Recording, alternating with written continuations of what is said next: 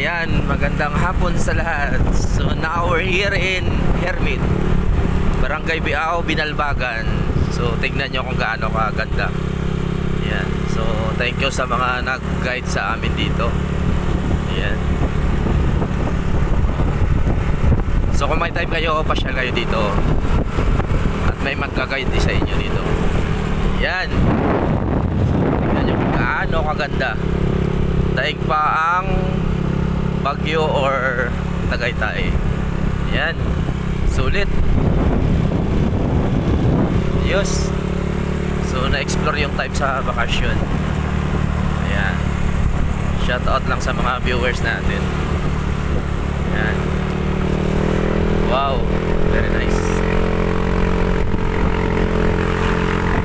Yes. Wow. Ganda nga talaga.